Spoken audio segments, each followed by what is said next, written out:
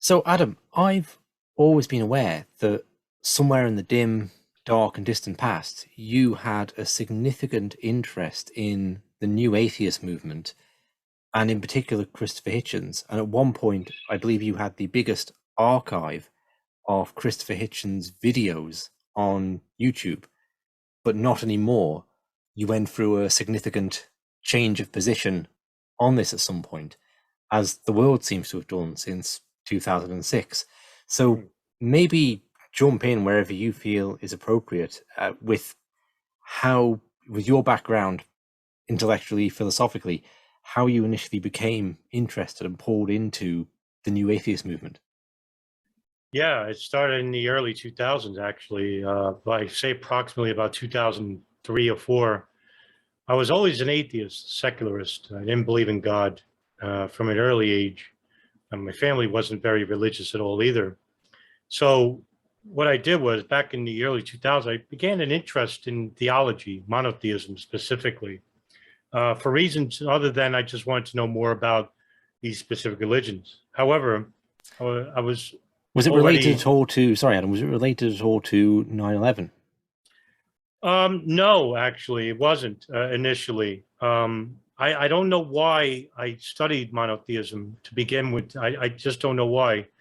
Um, I think mainly because I took a psychology background in college, that I was already interested in the mindset of groupthink, which was something that very appealed to me about why large groups of people would believe in a certain ideology, for example, whether it be religious or political, or apolitical for that matter. But for some reason, about 2003, right around then, when I first traveled to Las Vegas and lived there for 12 years, I tried to, well, I thought I was studying theology, but I really wasn't, but I'll get into that in a minute. And the one thing I did was I started beginning to coexist with other atheists that thought like me. And this was the big mistake. I think this was the mistake that most people do, is that when they adhere to a certain ideology, whether it's religious, political, apolitical, whatever, they tend to gravitate to people who think just like them. And back then, I didn't realize what I was doing. So when I did that, I basically went into like forums, online viral forums, and uh, and I commiserated with atheists, like-minded people, in these atheist rooms, viral rooms that we would talk, and there would be like 20 to 30 people on a daily basis in these rooms. You get to know one another. But one thing I noticed was that any type of religious figure that would enter these rooms and debate one of these people, it would be like a 20 on one or 30 on one. And there would be um, no benefit for anybody involved, whoever was listening, whether they be atheist or religious. In fact, it would just be just one group entirely beating down on another. And then I became more radical in this type of mentality. So instead of an atheist, I became an anti-theist. And so I started uh, listening and watching certain people that um, were affiliated with this radical atheism. One of them was Christopher Hitchens, who I actually liked. I thought he was a exceptionally linguistic speaker. And I liked his aggressive tone toward religious figures. And so There's a on lot to YouTube, like about him. So just to clarify, though, at this point, you've gone into this interest in religion with a psychological perspective, and from the outset, you've had the perspective of explaining this the way you might explain a cult, like something that is a destructive force for humanity. And why do people get drawn into kind of believing fairy tales as an explanation for how the universe came to be? Would that be a rough summary of your outlook at that point? yeah, it would be. Because when I commiserated with these people, I didn't think of it like a cultish mentality, so to speak. I just saw it as a group of people that thought just like me, and that we were the rational ones, that Hmm. we were outside of the brainwashing or the sectarian mindset, not knowing that that's exactly what we were doing. So when I started delving deeper into the issue of anti-theism, I started coming across the works of Christopher Hitchens, who at the time I respected greatly because of his linguistic speaking skills and his very aggressive demeanor toward these religious figures.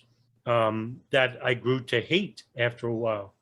And after Christopher Hitchens, I opened up a YouTube account. And I opened this YouTube account not under my own name, under a synonym. And over the years, the next 3 years, I collected so many Hitchens videos that I was the largest purveyor of Hitchens videos, I think, in the world at the time. And I had like anywhere between 1 to 2, I think it was like 1,500 videos of Christopher Hitchens. Did that get a lot of views back then? Because on one hand, I'm thinking that there can't have been that many people doing it back then, but then there were a heck of a lot less people on YouTube as well. So did you get a lot of views for people? Well, YouTube started in 2006. So when I opened up that YouTube in 2006, I had just beginning to get like a following or whatnot. Wasn't very big at all. But at the time, later on, in between the years, I'd say this is after I left atheism, or left the interest in atheism. Right around 2008 to 2010, we saw big channels start coming up. Thunderfoot was one. DPR Jones, who's recently deceased. These guys were really big, and later on you had Atheist at Large, Edward Current, and what. There was a guy called the Amazing Atheist, wasn't there? Yes, the Amazing Atheist. I haven't seen his thing in years now. Don't know what he's doing. But at the time, no, these channels were just beginning. They became huge, and if I remember correctly, I think Thunderfoot and Amazing Atheist had over 1 million subscribers. Oh yeah, I'd say so. So they were huge, man. They were just gigantic. But at the time, I was just beginning, so I didn't have much of a following in the beginning stages of YouTube either. So that was a problem at the time, but I didn't care. I just didn't care if it was a big channel or not. It wasn't until one day I was in a forum. This is 3 years later, about 2006, right around then, 2006, 7, where an atheist I grew to respect, and he was biblically literate at the time, which made him even more formidable, told me that, my act was getting old, and because all I was doing was basically cursing these people out, showing my vitriol for them. And it reflected on me huge. And I said, why is this guy basically going against me? Why does he hate me for? I always wanted to know why he did that, but not knowing that what he did basically was show me a mirror to myself and say, well, look what you've become. And so what I did was basically got off the internet for a year to self-reflect. And I said, what made myself, what was it about me and my demeanor that made it so abhorrent for this individual I respected more than any other atheist outside Christopher Hitchens? And because of this, I basically saw what I was becoming, and I was becoming the very people that I despised, which was the overly religious, because I was becoming, and I was an anti-theist, somebody who was a radical atheist who despised and generalized every single religious person as being a conspiracy theorist or just a radical fundamentalist. And that wasn't the case. So what I did was I basically self-reflected and changed my life. And during the course of those months of self-reflection, I decided to go back to the roots of my psychology and do philosophy. And it wasn't until I came across a very famous Indian philosopher, the late Jiddu Krishnamurti, who basically advocated that self-reflection is the real revolution that we need to enact first. The revolution, not outwardly toward a government agency. He goes, first, the individual needs to change. What we need to change about ourselves is to get rid of these human applications, which I always say they're human constructs, which are divisive in its nature, and that is religion, politics, racism. And when I say that we don't need religion, I'm not saying we don't need spirituality, because it's a major difference between the both. Just like with racism, there's a difference between racism and community, or racism and culture. And when I say we don't need government, that we don't need community, there's a difference between these paradigms. And one is that with these human constructs, they're very divisive and seclusive. With the other paradigms that I just mentioned, they're very outwardly, they accept everybody as is without any divisive entrapments. And that's what Krishnamurti changed within me. So how did you come to see the difference between the religion which you had been railing against and what you're referring to as spirituality?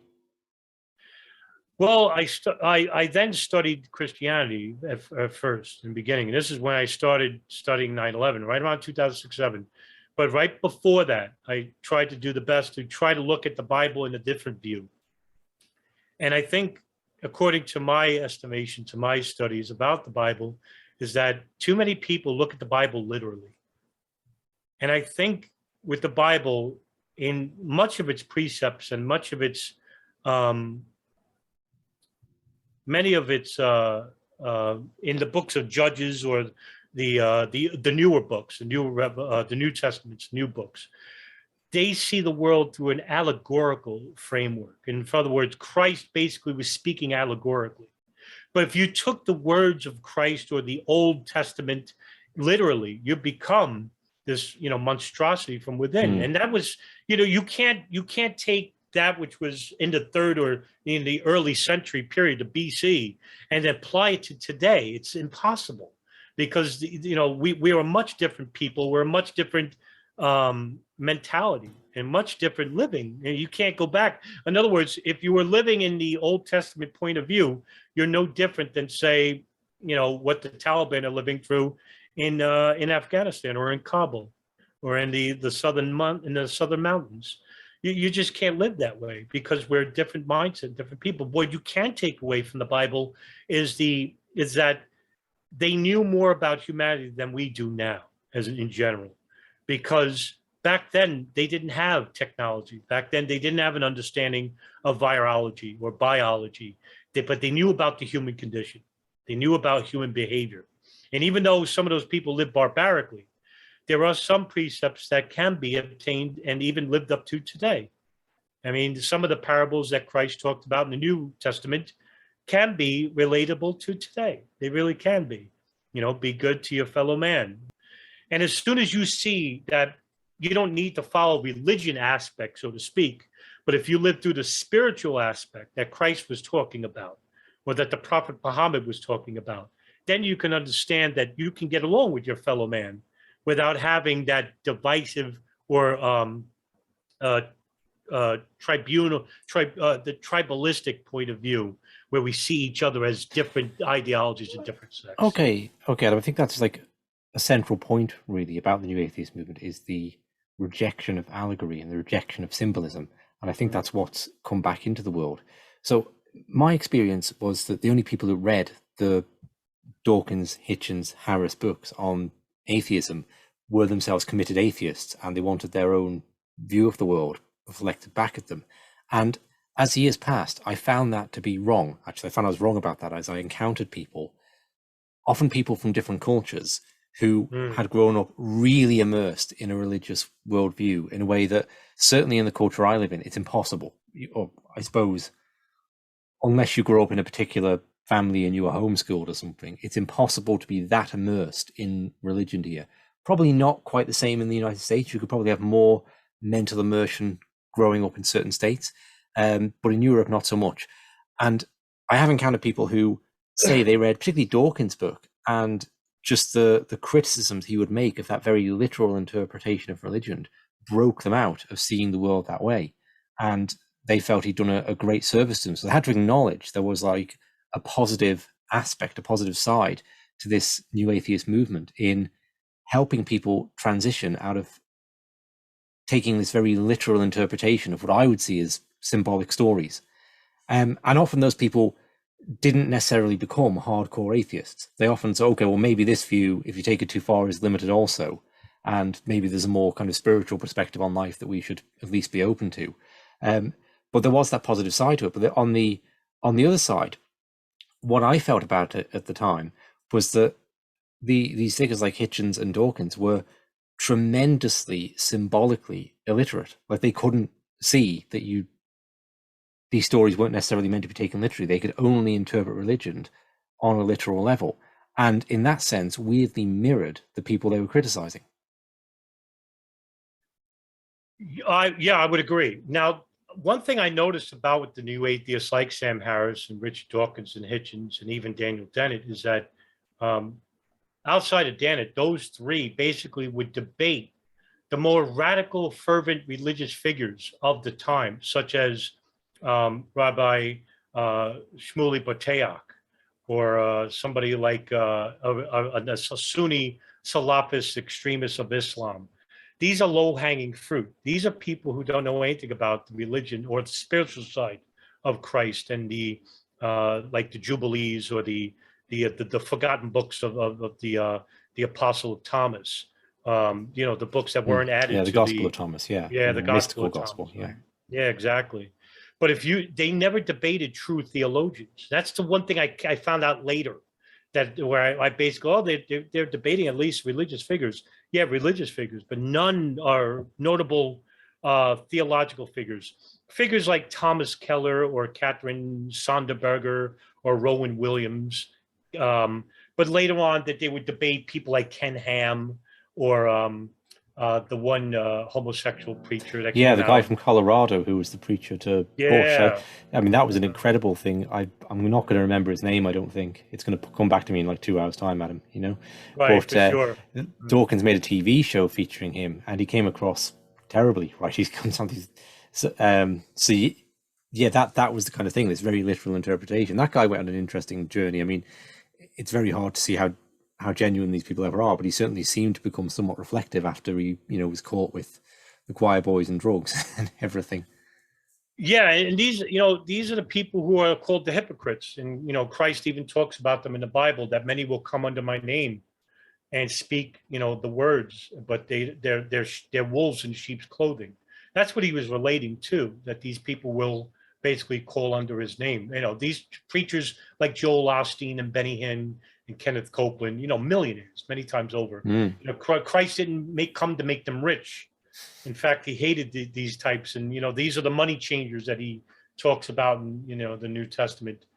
But one thing I noticed is that with the new atheists like Hitchens and Harris and Dawkins, is that they would go after the very people that would espouse these false doctrines and use it to their own agendas and their own benefits, and think that this was actually a win against the ideology of Christianity as well. Well, no, these people weren't Christians, so to speak, much in the same light as Al-Qaeda is not a true member of, Islam itself. These are people who basically adhere to a very radical fundamentalist sect that has no affiliation to Islam itself, but to the Hadiths themselves. So like these preachers, they'll basically twist and turn the New Testament to their own benefits. Meanwhile, these people aren't biblically literate.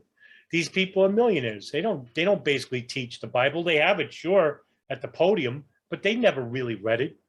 And these are the real Christian theologians are basically those who don't have $1 million mansion in Texas or in Florida, and they don't have mega churches that adhere to the evangelical Christians, because the evangelical Christians are not really true Christians, and those aren't the true house of the Lord. These are basically Zionists, nationalists. These are people who use the religion to propagate and feel morally superior to the rest of the world.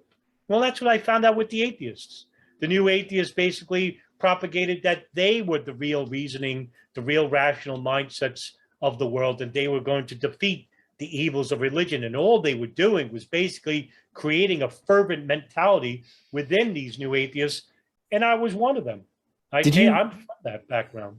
Did you notice the other dark mirroring that arose between the new atheists and the most fervent and militaristic of the religious? The new atheists, at one moment, they're calling for a rejection of religion and the religious because they're dangerous for humanity, and particularly dangerous in the era of terrorism and nuclear weapons. And then they do this strange loop where all of a sudden they say, well, because they're so dangerous, we may need to initiate massive levels of violence against them. We might need to kill as many of the religious as possible. We may need a first strike nuclear option. And that was Sam Harris that was advocating for that, and really twisting studies around to indicate that 70% of the Muslim world were supportive of suicide bombings and things, like just by not accurately representing the questions that were asked in the studies. And Dawkins, in fact, he was always more cynical of the imperialist project. He would be critical sometimes of the war project. He didn't see, he wasn't as on board with the violence. Harris was. And most bizarrely to me, and this is something I can't reconcile. I actually read Christopher Hitchens' book, Love, Poverty, and War, just over the past week to prepare for this. And I was hoping I would have that moment where I came to understand how Hitchens, who really saw the depth of depravity of the US security state, and right at the time he's doing his New Atheist thing and advocating for interventions into Iraq. He's also producing, he's featured in documentaries on Nicaragua about the School of the Americas and how they're training people to commit the worst kind of atrocities, tortures, rapes, mutilations, murders south of the border. And he makes this really insightful point that this is all done in the open. The School of the Americas is not hidden somewhere. You can go and stand outside it. They want you to know they're doing this in some way. And so Hitchens was the most confusing to me because I, even after reading his book, I can't really reconcile how this anti-imperialist became such a cheerleader for war. So I'm sorry, it's a very long question. Did you see that parallel there of the strange fact of the militarism that arose within New Atheism? Yeah, actually, this is one of the reasons why I left, and because while I became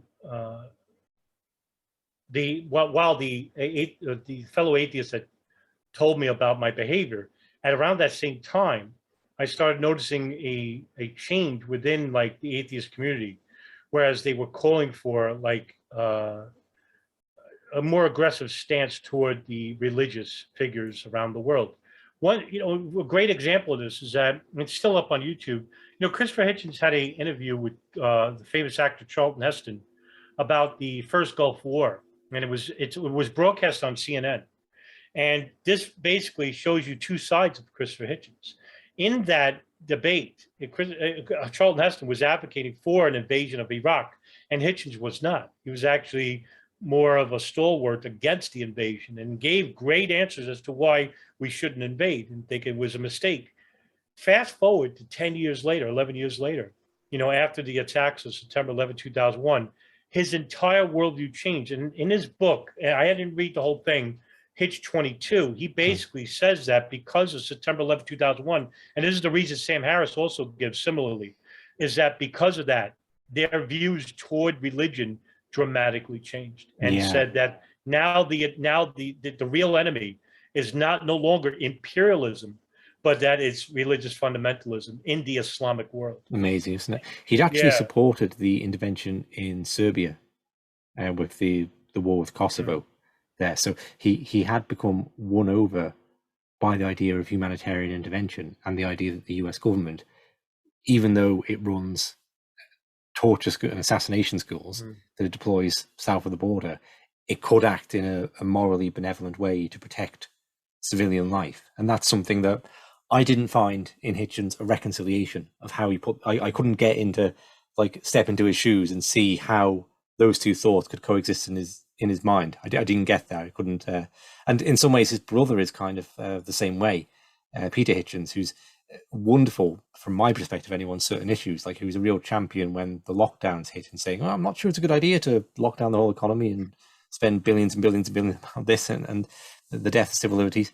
But I've just actually read his book on the drugs war, because I'm supposed to be debating that soon. And it's so obvious he's never read anything he's fervently in support of the war on drugs. And it's so obvious he's never read anything by an opponent of it and just completely arrogantly dismisses them and the whole thing. And it's something in the psychology of the Hitchens brothers that can be incredibly insightful in their observations of the nature of power and the state, but can also be incredibly off course and very, very arrogant about it.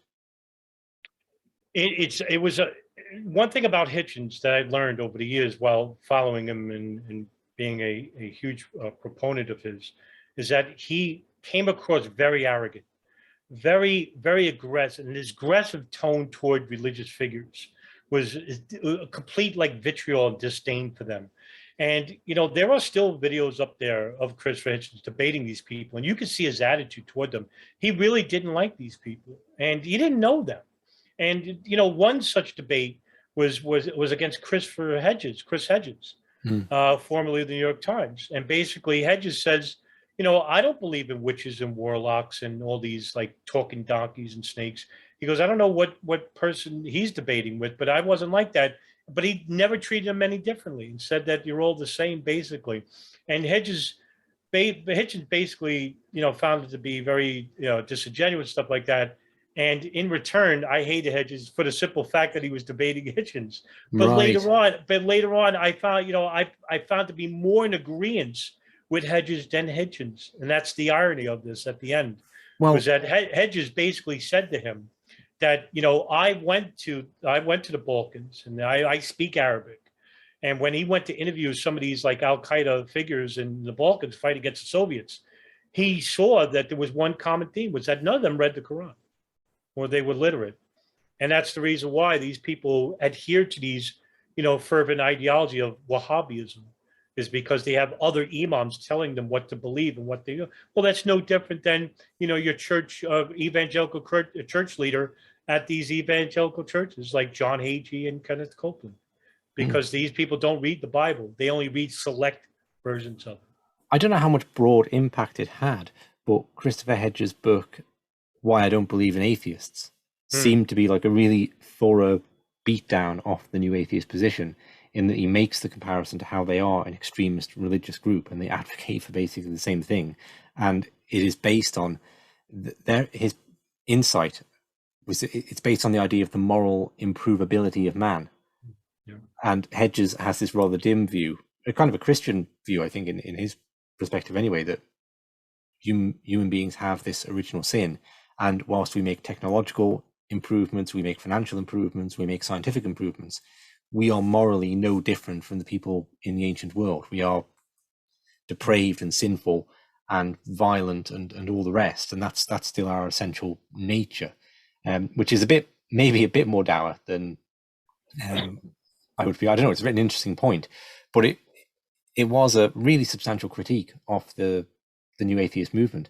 And as I say, I don't know how much overall impact it had, but it does appear that the movement had its time where it felt very prominent, and TV shows to be made about it. It was in the public consciousness, and then now it feels like it's really outside of that. Like when I just looking at Christopher Hitchens' "God Is Not Great" book on Amazon and reading the blurb of it, it felt like something from a different time. It felt like I was in the 1990s reading something written in the 50s. Okay, it feels like we've moved out of that cultural age, and those kind of concerns just aren't the concern. It was like we were in a time where we wanted to, at least a segment of society wanted to break old patterns and old restrictions around religious dogma.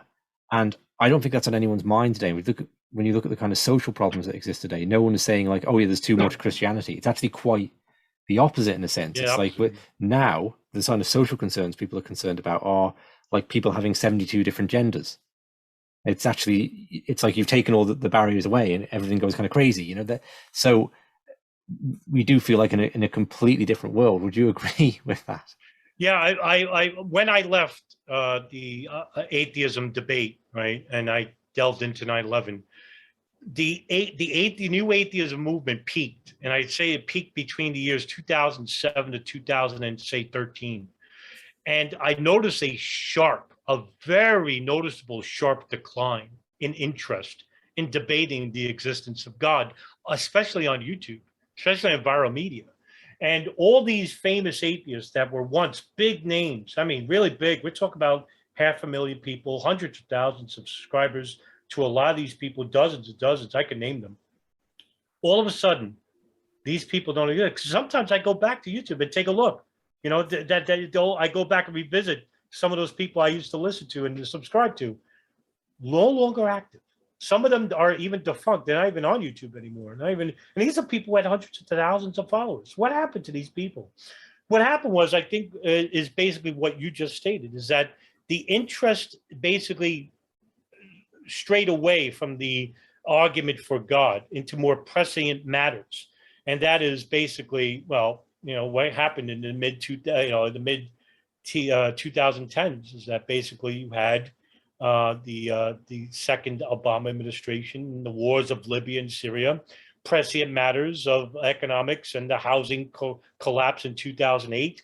You also have, the Trump administration who brought back, the evangelical movement inside the United States and the nationalist movement, which basically subverted any type of new atheism movement whatsoever. And now what we're left with is COVID and the COVID world and the economic repercussions from it. And I think all these isms that you mentioned, like sexism and the fanatic movements involved with that, and of course the crisis involving what's happening in Ukraine, all of these matters, all of these issues involving religion, involving anything to do with religion, took a backseat and a far away backseat in itself. It's no longer important anymore to discuss the matters of the existence of God. But I think maybe in the future, when we have like this radical change fundamentally in terms of religion with the next Republican president, which I think will be a radical, like evangelical, proponent, we might see a revisitation of the new atheist movement with different characters this time, of course, but something has to happen to facilitate that interest again, though. So I don't know what that would be. Well, one of the ways I think the project failed in popular perception was it was an attempt to underpin human morals and ethics with a secular worldview, with an atheistic worldview. And that they've traditionally been inside the domain of religion.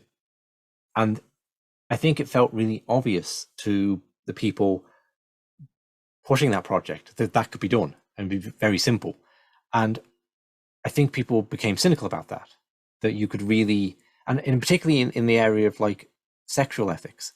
Okay, so one of the things that got Richard Dawkins into hot water was at one of the conferences, there was a lady who got in an elevator with a man, and he essentially like propositioned her, okay, or he invited her to his room for coffee in a way that indicated that. And she tweeted out that this wasn't maybe the best behavior.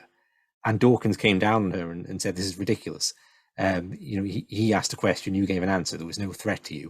And there's a right and wrong answer to that. But Dawkins then started pulling on saying, like, he did some skit about how women in the Muslim world have it so bad, and what are you whinging about? He said, well, you're not really defending women here, are you? You're just you're not defending Muslim women there. You're just using them as a way to, tell a woman in your own culture to shut up, basically. Right. And I'm not saying it's right or wrong to proposition women in hotel rooms, but Christianity in elevators. But Christianity has a position on that, right? There's an ethic and certain recognitions about human sexuality and the potency of that, and that it has to be restrained in some way to have society. And in the new atheist ethics, to try and reduce that to simply questions of, like, as if we are these purely rational beings, and the fact that a man is much bigger and physically stronger than the woman maybe, and they're in a confined space, and all the rest, that this might affect whether you can give a purely rational response or how that's going to feel in some way.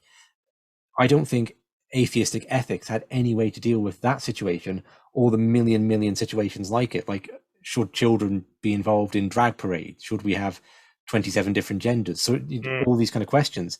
I think a lot of people more on the political right came to see that atheism just wasn't up to it. And historically, I think we came to perhaps not take the moral and ethical underpinnings of society for granted so much, that if you just scrape away the dross on the outside, everyone becomes this good person underneath. And there's more of a sense that Christianity changed the world in some way for what we would call the better, in introducing concepts like charity, and more of a concept of like oneness with your fellow human being, even if they're not in your family unit or your wider tribe. They could be on the far side of the world, and take that religious underpinning away, and you don't really know what's going to be there.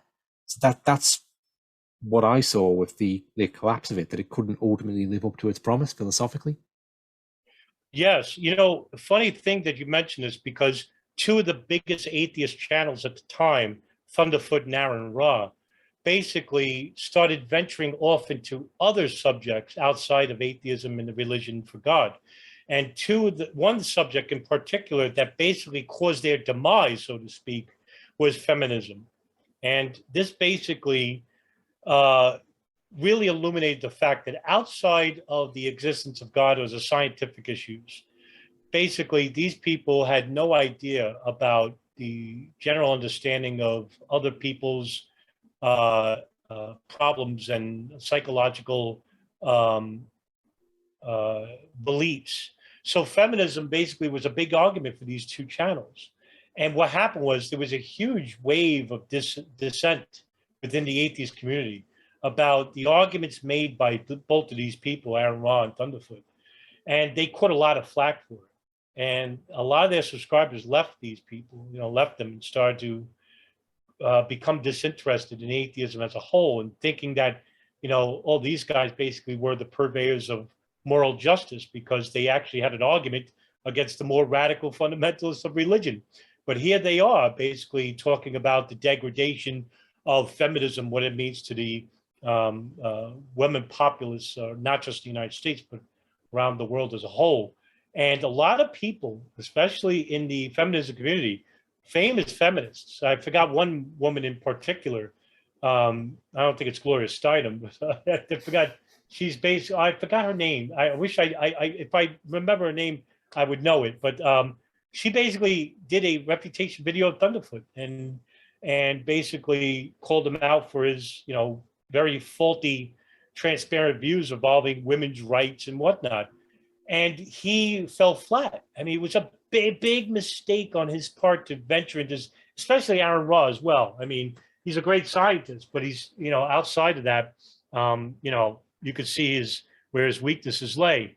But I think what happened was that, and I could be wrong about this, but I think their egos got bigger than what they imagined themselves to be. Mm-hmm. And they wanted to speak on issues that clearly they were not qualified to speak on. And it showed in the reverberation and the resounding response from within the atheist community as a whole.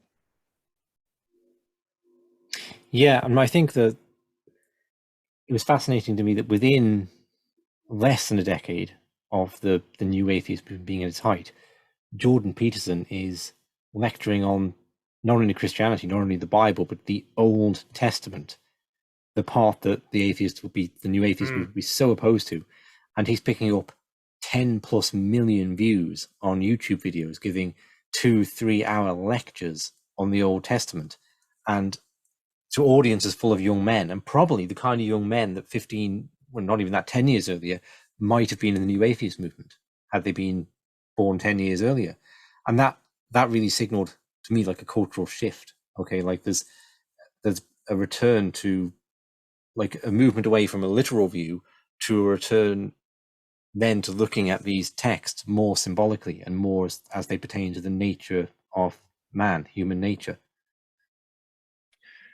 I think so. And you know what? I don't consider like Jordan Peterson part of the new atheist movement. I think he's more of a no, completely philosopher. Not. Completely not. I'm saying so, not. But because he's looking at the symbolic and psychological value within the Bible stories. That's what that's what the new atheists should have done. And I think they should have done a better job at discerning the spiritual aspects aside from the literal aspects of the Bible. And not just the Bible, but they even ventured toward the Quran and the Talmud.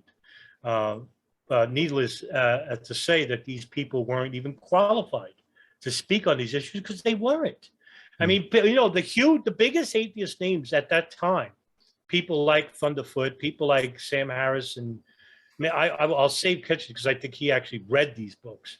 But these people didn't read any of these texts. I mean, the people I, commiserated with knew nothing about the very text that they considered anti-ethical to the moral condition of the human community as a whole. So how could they understand what they didn't read? Same thing for the radical fundamentalists of each of these religions, is that they don't read these books. They're being told by their leaders of what's in these books because they don't read. And, that's why I brought up the Hedges argument about meeting those radical fundamentalists in the Balkans, is that he knew that they didn't know anything about the Quran. Was that, well, that fits well with the evangelical Christians of today. They'll read like misquoted books or misinterpreted books like the King James Bible, the New International Version. There are over 65 different English translated Bibles in the United States that basically differ from the original Latin and Greek of the manuscripts themselves. What's misinterpreted? Well, we don't know, because a lot of these religious figures don't care to read the older manuscripts that basically would contradict what's written in today's books.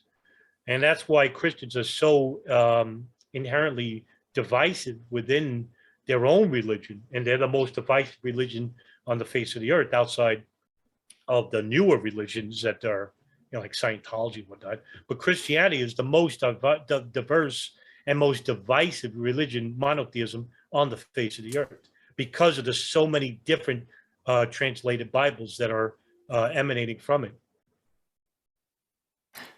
Okay, Adam. Anything else you'd like to say?